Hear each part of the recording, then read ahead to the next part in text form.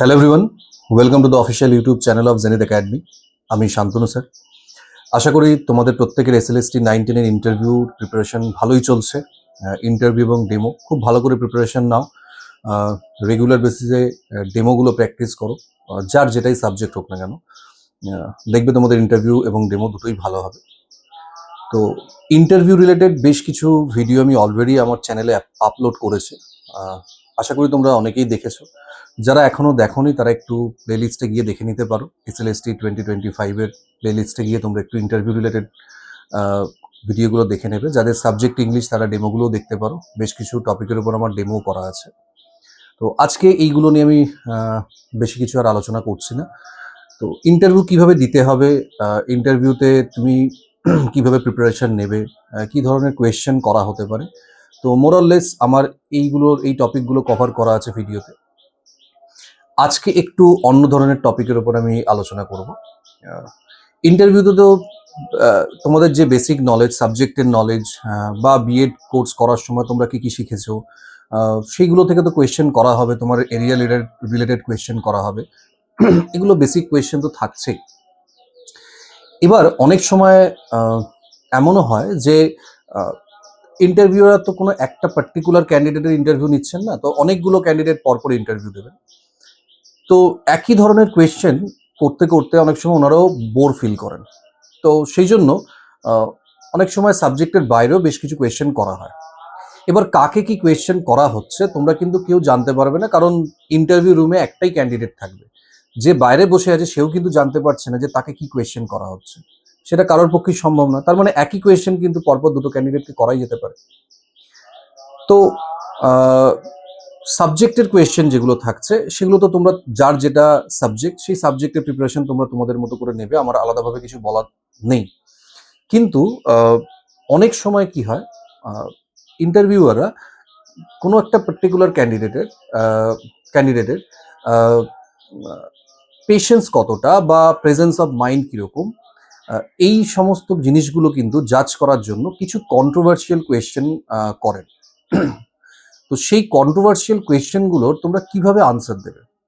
দেখো, আজকের ভিডিওটা কিন্তু আমি পার্টিকুলার ইংলিশের উপর বানাচ্ছি না। এটা কিন্তু সমস্ত সাবজেক্টের ক্যান্ডিডেটদেরই কাজে লাগবে, সেটা যে কোনো সাবজেক্ট হোক না কেন, কারণ কিছু বেসিক কোয়েশ্চেন সবাইকে করা হতে পারে। তো কন্ট্রোভার্সিয়াল টপিক বা কোয়েশ্চেন বলতে আমরা কি বুঝি? যে কোয়েশ্চেনগুলোর কোনো স্ট্রেট কাট আনসার দেওয়া যায় না।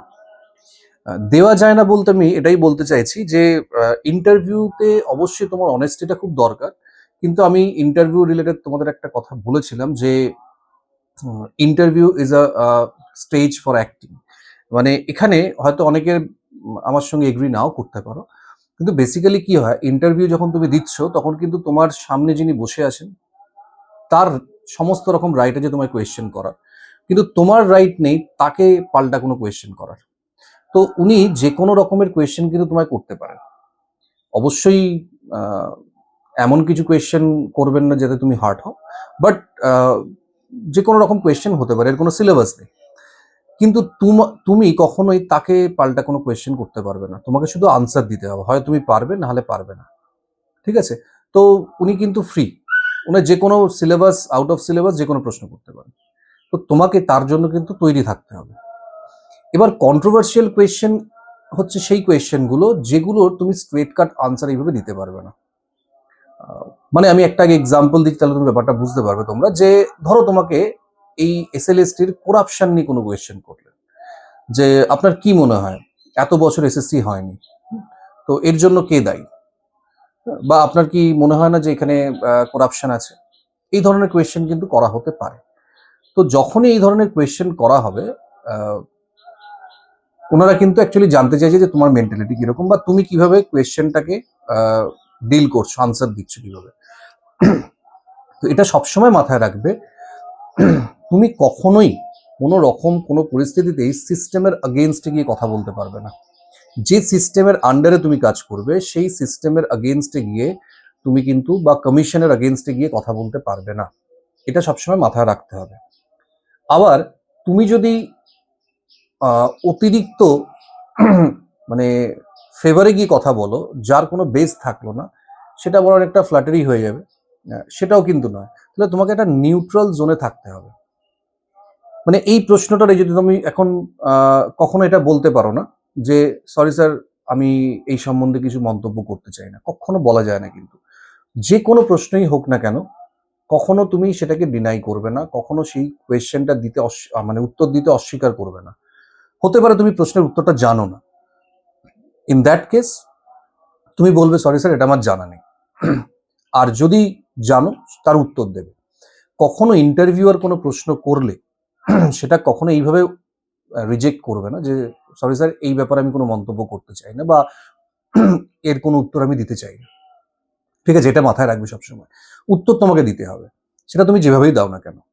তাহলে এই ধরনের যখনই তোমাকে প্রশ্ন করবে, তখন তুমি হয়তো অনেক কিছুই জানো এই ব্যাপারটাতে, অনেক কিছু বলতে চাইছো। হ্যাঁ, তুমি কিন্তু বলতে পারবে না যে হ্যাঁ আমার মনে হয় এখানে করাপশন আছে, এইভাবে করাপশন হচ্ছে, ওই হচ্ছে, এই হচ্ছে, এগুলো কিন্তু তুমি বলতে পারবে না।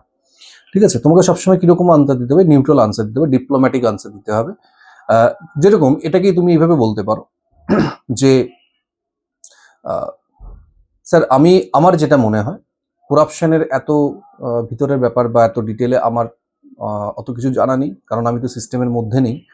তবে আমার যেটা মনে হয় যে যারা হায়ার অথরিটি বা যারা আহ, এই কমিশনটাকে মানে ম্যানেজমেন্টে আছে আর কি, তারা অনেক বেশি আমার থেকে সিনিয়র, তারা অনেক বেশি তাদের বুদ্ধি আছে, এক্সপিরিয়েন্স আছে। তো আমার তাদের উপর পূর্ণ আস্থা আছে।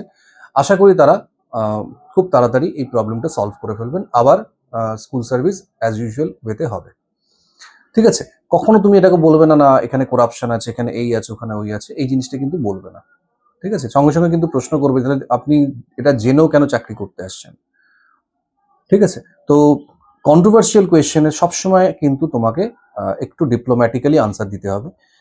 যেমন ধরো, তোমাকে আবার এই যে বিভিন্ন গভর্নমেন্টের স্কিমগুলো আছে, সেই স্কিম রিলেটেড কোয়েশ্চেন করতে পারে, যে সবুজ সাথী বা এরকম অনেক স্কিম আছে। ধরো স্টুডেন্টদের সাইকেল দেওয়া হচ্ছে, তো সাইকেলটা কেন দেওয়া হচ্ছে? যাতে তারা সাইকেলে করে স্কুলে আসতে পারে, কমিউনিকেশনের সুবিধা, মানে মোড অফ ট্রাভেল, সেটার জন্য দেওয়া হচ্ছে। সবার পক্ষে বাসে ট্রেনে আসা, মানে খরচ করে আসা সম্ভব নয়। কিন্তু এমনও তো স্টুডেন্ট আছে যাদের ধরো স্কুলের পাশেই বাড়ি, তাদের সাইকেলের কি প্রয়োজন? তারা তো হেঁটেই আসতে পারে, তাদের সাইকেল নিয়ে কি করবে তারা?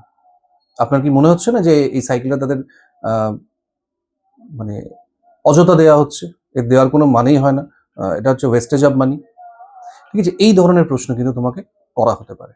এবার তুমি যেই বলবে হ্যাঁ স্যার আমার মনে হচ্ছে এই সাইকেলটা না দেওয়াটাই উচিত, তখন সঙ্গে সঙ্গে তোমাকে এই প্রশ্নটা করবে যে একই ক্লাসের তার সব বন্ধুরা সাইকেল পাচ্ছে, সেই ছেলেটা বা মেয়েটা সাইকেল পেল না, আপনার মনে হয় না তার একটা নেগেটিভ ইম্প্যাক্ট পড়বে স্কুলের উপরে, বা তার খারাপ লাগতে পারে? তখন তুমি কি উত্তর দেবে? হ্যাঁ স্যার, এটাও তো ঠিক। তখন তুমি কিন্তু নিজের জালে নিজে ফেঁসে যাবে। ঠিক আছে, তো সবসময় মনে রাখবে, তুমি যখনই বলছো দেওয়াটা উচিত নয়, তার মানে কিন্তু গভর্নমেন্ট যে ডিসিশনটা নিয়েছে তুমি তার আগেনস্টে কথা বলছো। ঠিক ভুলটা আমি আবার বলছি, এটা তোমার অনেকের মনে হতে পারে না আপনি কেন এটা বলছেন, এটা তো সবাইকে দেওয়া উচিত নয়, এটা তো ঠিক।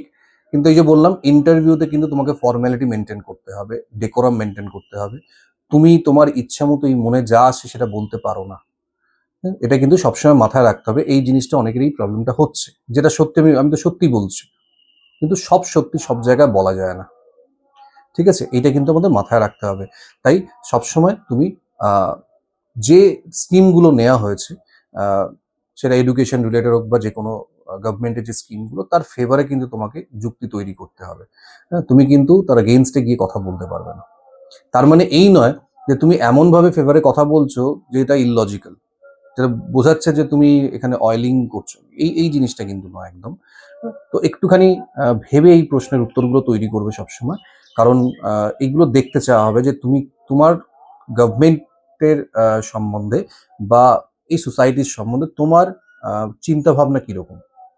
ঠিক আছে, কারণ তুমি একটা টিচার হতে চলেছো, তো তুমি যদি নিজে আহ, যেটা ভাবছো সেই চিন্তা ভাবনাগুলোই কিন্তু স্টুডেন্টদের তুমি দেবে আর কি। ঠিক আছে, তো যখন এই জিনিসটা হবে, তো তুমি যদি সবসময় সোসাইটির এগেনস্টে বা সিস্টেমের এগেনস্টে নেগেটিভ ভাবো, তাহলে সেই চিন্তা ভাবনাগুলো স্টুডেন্টের মধ্যেও যাবে। ঠিক আছে? তো সেই জায়গাটা কিন্তু তোমাদের সবসময় মাথায় রাখতে হবে। এই যে ধরো ফিজিক্যাল পানিশমেন্ট, তোমাকে অনেক সময় প্রশ্ন করতে পারে যে ফিজিক্যাল পানিশমেন্টের আপনার কি মনে হয় না যে প্রয়োজন আছে? তুমি বললে যে না স্যার, আমার মনে হয় ফিজিক্যাল পানিশমেন্টের কোনো প্রয়োজন নেই। তখন তোমাকে বলবে যে এরকম তো প্রচুর মানে বদমাস ক্যান্ডিডেট মানে ছেলে আছে আর কি, স্টুডেন্টরা আছে যারা প্রচন্ড বদমাস, যাদেরকে কিছুতেই কন্ট্রোল করা যায় না। তো এই ধরনের স্টুডেন্টদের আপনি কিভাবে ফিজিক্যাল পানিশমেন্ট ছাড়া ঠিক করবেন? তারা তো আপনার কোনো কথাই শুনছে না, পড়ছে না, কিছু না। যতই তোমাকে এইভাবে বলা হোক, ঠিক আছে, এইভাবে কিন্তু উস্কে দেওয়া হবে তোমাকে, যাতে তুমি বলো হ্যাঁ ফিজিক্যাল পানিশমেন্টের দরকার, তখনই তুমি ফেঁসে যাবে কিন্তু। ঠিক আছে, তো তোমাকে যেভাবেই বলা হোক না কেন, তুমি কিন্তু সবসময় মনে রাখবে তোমাকে এটাই এস্টাবলিশ করতে হবে যে না, ফিজিক্যাল পানিশমেন্ট একদমই ঠিক নয়। ঠিক আছে, এবার সেইটা বোঝাতে গিয়ে তোমায় কিন্তু সবসময় একটু একটা ঠিকঠাক করে লজিক দিতে হবে। যেমন ধরো ফিজিক্যাল পানিশমেন্ট মানে কি? ফিজিক্যাল পানিশমেন্ট মানে তাকে মারধর করা হচ্ছে। তো সেখান থেকে কিন্তু অনেক সময় টিচারের অজান্তেও কিন্তু তার অনেক ক্ষতি হয়ে যেতে পারে। এমন কোনো জায়গায় লেগে গেল, তার জন্য হয়তো তার হাত ভেঙে যেতে পারে, বা আরো সিরিয়াস কোনো ইনজুরি হতে পারে, যেটা আগে অনেক জায়গায় হয়েছে। এটা তো এটা একটা প্রবলেম। তার সঙ্গে কি, মারা মানে হচ্ছে এটা একটা হিংসাত্মক ব্যাপার। তো টিচার যা করবে সেটা স্টুডেন্ট শিখবে। তাহলে টিচার যদি মারে স্টুডেন্টকে, স্টুডেন্টও কিন্তু বড় হলে সেই জিনিসটাই শিখতে পারে, নিউটনের থার্ড ল এর মতো। এটা তো একদমই উচিত নয়। ঠিক আছে? তো এই যে ব্যাপারটা আর কি, এই জিনিসগুলো কিন্তু সবসময় বলতে হবে। বা কোনো বড় মহান ব্যক্তি কোনো কিছু একটা বড় ধরো এই নিয়ে ব্যাপার নিয়ে বলে গেছে, তুমি সেই কোটেশনটা দিতে পারো, স্যার আমি এটাতে বিশ্বাস করি। তো এই ধরনের উত্তর দিলে কি হবে, তো ওনারা আর তোমাকে ফার্দার প্রশ্ন করবেন না। কিন্তু কখনোই তুমি ওই জিনিসটাকে এগ্রি করবে না।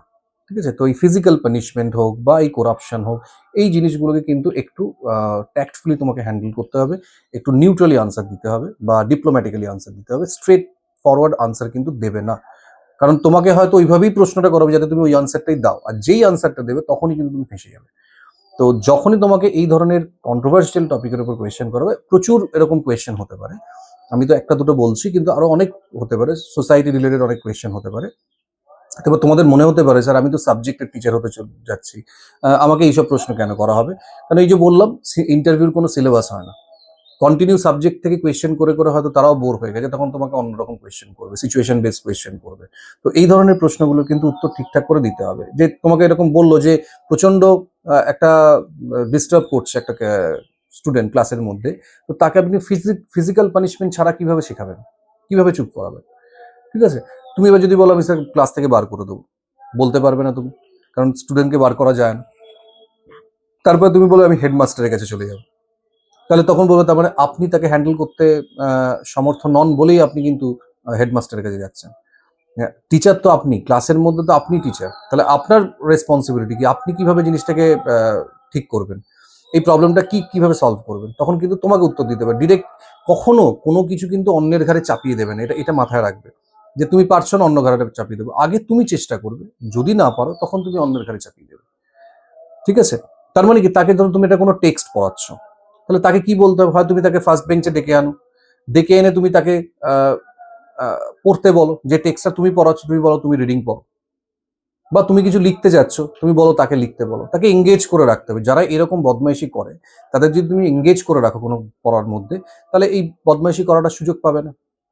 এরপরও যদি বলা হয় যে না ধরুন আবার বদমাইশি করছে, তখন তোমাকে হেডমাস্টারের কাছে যেতে হবে, গার্জিয়ান কল করতে হতে পারে। স্টেপ বাই স্টেপ কিন্তু আমরা জিনিসগুলোকে ফলো করবো আর কি। ঠিক আছে, তো এই ধরনের কোয়েশ্চেন কিন্তু খুব কমন কোয়েশ্চেন, যেগুলো তোমাকে করা হতে পারে। তো বা জিজ্ঞেস করলো যে বিএডে আপনি এই ধরনের কি শেখানো হয়েছে আর কি, কিভাবে স্টুডেন্টদের আপনি ঠিক করবেন, বা টিচার স্টুডেন্টের রিলেশন নিয়ে আপনি বলুন, যে আজকাল তো মনে হয় না যে টিচার স্টুডেন্টদের মধ্যে রিলেশনটা খারাপ হয়ে গেছে, তার জন্য কারা দায়ী? হুম, তো এই এই যে প্রশ্নগুলো, এইগুলো কিন্তু একটুখানি আমাদের ভেবে উত্তর দিতে হবে। এখন থেকে তোমাদের ভাবতে হবে এগুলো এমন প্রশ্ন যেগুলো তুমি ইনস্ট্যান্ট ভেবে উত্তর দিতে পারবে না, তোমাকে আগে থেকে একটু ভেবে যেতে হবে। তো এই যে বর্তমান সমাজে যে টিচার স্টুডেন্টদের মধ্যে একটা রিলেশন, একটা গ্যাপ তৈরি হয়েছে, এই জিনিসটা কিন্তু আসতে পারে যে ইমোশনাল অ্যাটাচমেন্ট যেটা আগে ছিল সেই জিনিসটা এখন কমে গেছে। বা অতিরিক্ত সোশ্যাল মিডিয়াতে স্টুডেন্ট এঙ্গেজ হয়ে গেছে, তার জন্য কারা দায়ী? তো সবসময় মনে রাখবে এইগুলো, আবার বলছি, কখনোই তুমি কারোর উপর রেসপন্সিবিলিটিটা চাপিয়ে দিতে পারবে না, কারণ তুমি একটা টিচার, রেসপন্সিবিলিটি নেওয়ার ক্ষমতা তোমার মধ্যে থাকতে হবে, নাহলে কিন্তু তুমি কি করে টিচার হবে? যে এই যে বললো ধরো এই যে মোবাইল ফোনের জন্য টাকা দেওয়া হচ্ছে স্কুল থেকে, তো বললো এটা কি আদৌ ঠিক করা হচ্ছে? কারণ স্টুডেন্টের হাতে যদি ফোন পেয়ে যায়, তাহলে তারা তো আর পড়াশোনা করবে না, ফোনে তো তারা উল্টো পাল্টা জিনিস দেখতে পারে। তো আপনার কি মনে হয় এটা কি ঠিক? ঠিক আছে, তো এই এই যে জিনিসগুলো সবসময় এই ধরনের প্রশ্নের উত্তর না একটু বললাম যে আমার যেটা মনে হয় যে যেহেতু আমাদের হায়ার অথরিটি এই ডিসিশনটা নিয়েছেন, নিশ্চয়ই কিছু ভেবে নিয়েছেন, নিশ্চয়ই তারা ভালো খারাপ সবকিছু ভেবেই ডিসিশন নিয়েছেন। আর যেহেতু টাকা দেওয়া হচ্ছে ফোন কেনার জন্য, নিশ্চয়ই ভালোর জন্যই দেওয়া হবে। তবে আমাদের সবসময় এই ব্যাপারে সতর্ক থাকতে হবে যাতে তারা ব্যাপারটাকে মিসইউজ না করতে পারে।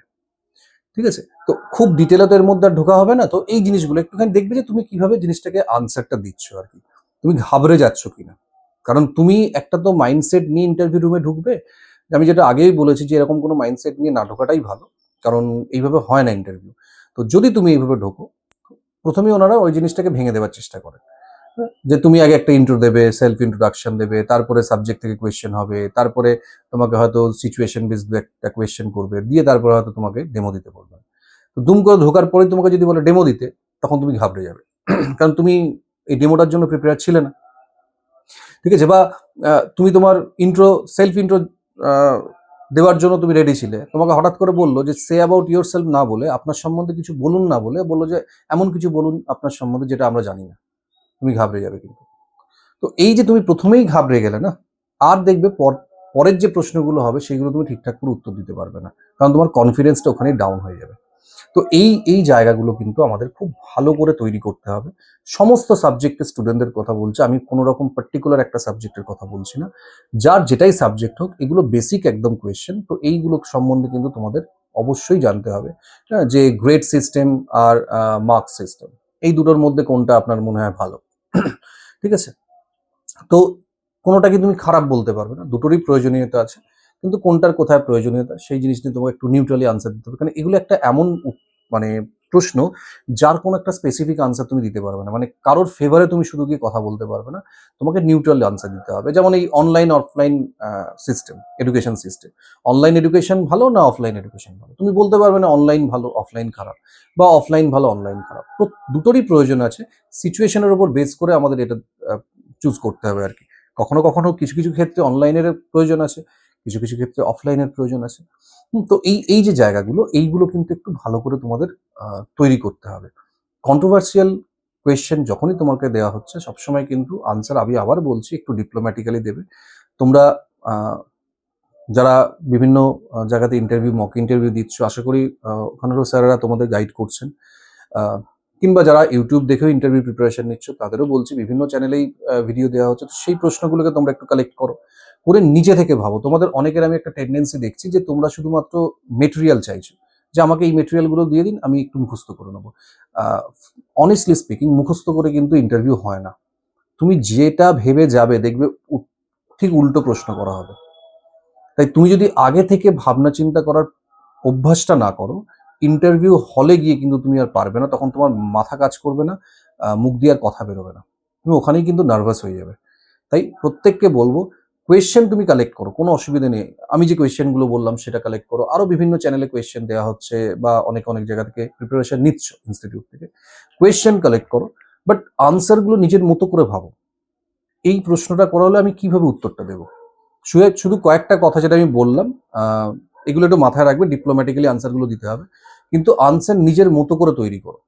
ডেমো তোমরা যখন তৈরি করছো, নিজের মতো করে ডেমো করো।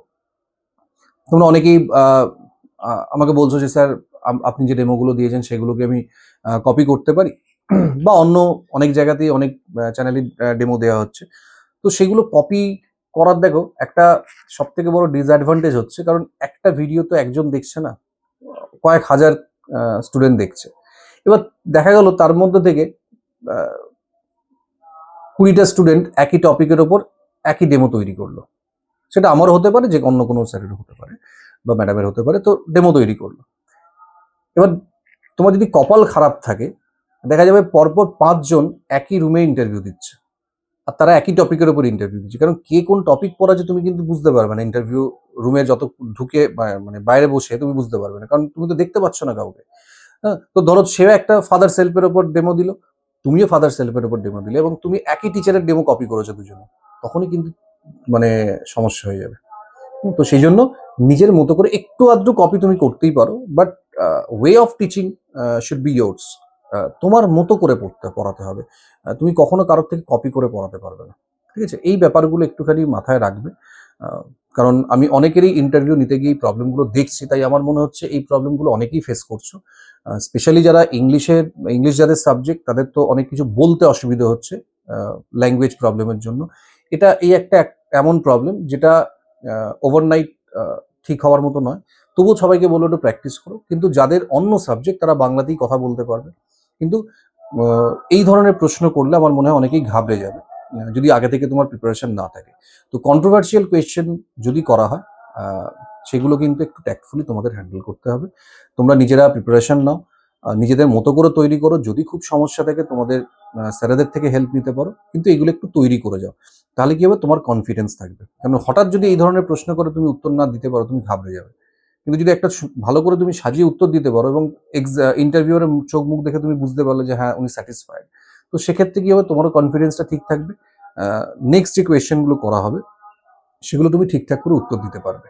ঠিক আছে, তো এই জায়গাগুলো একটু ভালো করে দেখে যাবে। মিড ডে মিল থেকে প্রশ্ন আসতে পারে, বা আমাদের স্টেট গভর্নমেন্টের যা যা স্কিম আছে আমাদের এডুকেশন রিলেটেড, তো সেই স্কিমগুলো থেকে খুব ভালো করে প্রশ্ন দেখে যাবে তোমরা।